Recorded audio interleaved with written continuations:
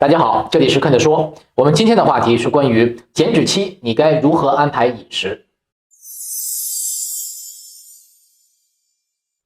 对于今天的话题，需要一些专业知识的铺垫。如果大家在观看时产生一些问题，请参看我关于蛋白质、碳水化合物、脂质以及蛋白质会不会让你长胖、增肌和减脂是否能同时进行这5个视频。如果你了解了这5期视频的知识点，那么这期视频的内容就更容易理解。当然，我也会在遇到相关问题时给大家做简单的介绍。好，让我们开始吧。说到减脂，在营养学方面无非涉及到2方面的内容，一个是热量，一个是营养。在这2方面中，热量是最重要的，各种营养素它们的特点以及关系是次要的。所以我会从热量和营养方面展开讨论。首先，要想减脂，必须先打破原来身体热量收支的平衡关系。第一，降低每天身体从食物中摄取的总热量，收入的总热量降低了，身体才会将储存的脂肪，也就是甘油三酯，分解成为甘油和脂肪酸，作为热量被身体使用掉。第二，增加身体消耗的热量，可以通过运动这个手段来完成这个工作。通过做好以上2件事，身体的热量收支才会改变原来的状态。这样才能实现减少脂肪的目标。饮食和运动这2个元素息息相关，但是如果非要比出谁的作用更重要，那么一定是饮食。许多人在减脂期更注重运动的重要性，运动确实可以增加热量的消耗，但是刚才我说过，运动的作用只能排在第2位。例如，如果你今天训练了，一天下来一共消耗了3000千卡的热量，但是因为训练带来的劳累和压力使你食欲大增，你一天下来摄取了3300千卡的热量，那么明天你可能变得比今天更胖。那多出来的300千卡热量一定不会白吃。俗话说，肉烂在锅里，你的热量烂在肚子里。相反，你今天没有训练，一天下来共消耗了2500千卡的热量，但是你注意控制了饮食，一天收入了2200千卡的热量，那么明天你会比今天瘦，更准确的说，明天的体重会比今天更轻。因此，运动和会不会让你变瘦没有半毛钱关系。运动减脂依靠的是增加热量消耗，但是如果你的饮食做得不好，例如你今天运动了20个小时，一共消耗了1万千卡的热量，那么你摄取了12000千卡的热量，你放心，明天你一定变得更胖。所以只靠运动不管饮食，就是链子在健身房里也是胖子。那么运动就没用吗？当然不是。运动可以让你身体健康，无论是内脏器官还是肢体，包括运动表现都可以提高，甚至训练体积型肌纤维还可以提高你的新陈代谢，提高你的热量消耗。因此我的观点是，运动改变健康，饮食改变体型。了解了上面关于热量的内容，我们来看减脂期身体都会发生什么变化。在以前的视频中，我多次提到，减脂的成功体现在减去脂肪，而不是减去体重。因为体重主要是由肌肉、脂肪、内脏器官以及骨骼的重量组成的，内脏器官和骨骼的重量我们是无法减去的。那么健康减脂的目标是减去脂肪，而不是减去肌肉。因此减脂不是减重，如果将脂肪和肌肉一起减少的话，体重是降低了，但是体脂的含量可能并没有降低，甚至还可能升高。所以我们在减脂期要做一件重要的事情，那就是保住肌肉的数量，最大限度的防止肌肉丢失。刚才我提到减脂期要降低热量收入，但是如果只降低热量的收入的话，肌肉一定出现丢失的情况。因此减脂期要做的事情不单要降低热量的收入，还要注意利用营养的知识防止肌肉丢失。肌肉减少会在什么时候发生呢？当热量收入降低，尤其是来自于碳水化合物收入的热量降低时，肌肉就会出现大幅的减少。因为身体的糖分摄入降低时，身体就会发现热量摄取减少了。能量物质的缺乏让身体选择降低自身的代谢率，尽量避免消耗能量。那么肌肉是身体消耗能量最多的物质，所以身体会义无反顾地将肌肉减掉。同时身体的糖分多储存在肌肉中，糖分供应缺乏，肌肉缺乏肌糖，也会出现体积和力量的降低。因此解决肌肉丢失的问题有2个方案。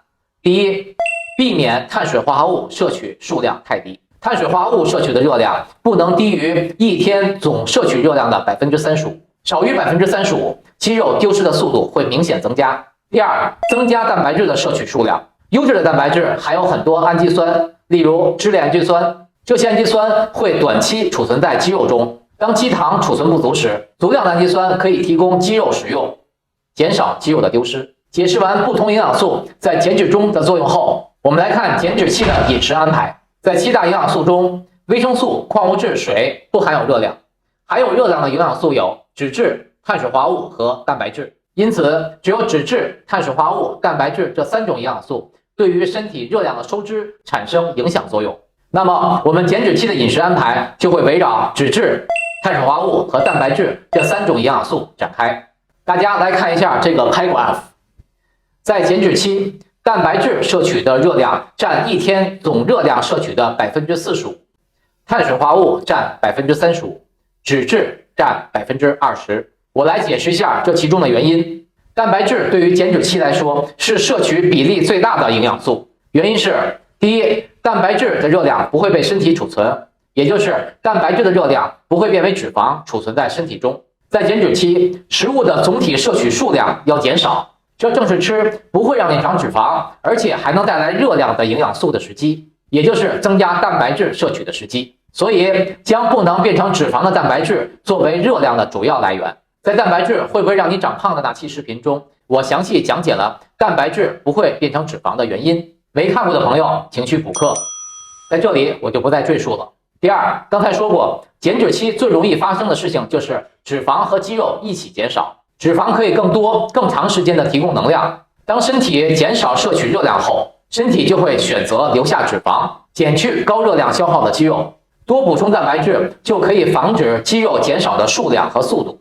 氨基酸虽然能储存在肌肉中的数量少，而且时间短，但是终归对于防止肌肉的丢失能够产生作用。第三，蛋白质是最难消化的营养素，人体对氨基酸的组合结构有比较高的要求，所以食用蛋白质以后，消化吸收的时间长，这就可以延长饱腹感，让人不感觉到那么饿。根据减脂期热量摄取的原则以及蛋白质的特性，减脂期将蛋白质的摄取比例提到 45%。结论是，减脂期要特别重视提高蛋白质的摄取数量和比例。碳水化合物摄取的热量占一天总热量摄取的 35%， 其中的原因是：第一，碳水化合物是最容易消化、最容易转变成脂肪的营养素，减脂期一定要控制好它的摄取数量。碳水化合物吃多了，一定无法减少脂肪。第二，为什么是 35%？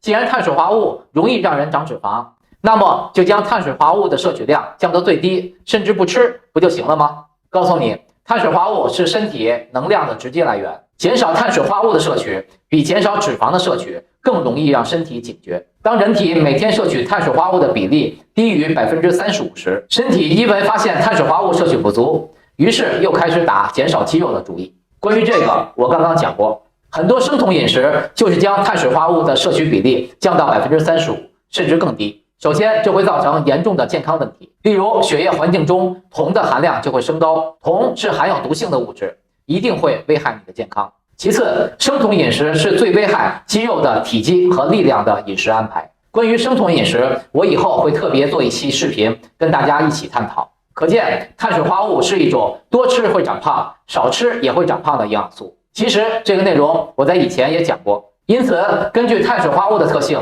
减脂期不能不吃碳水化合物，也不能多吃碳水化合物，最低的摄取比例至少要达到 35%。结论是在减脂期要特别控制碳水化合物的摄取量，不能多也不能少。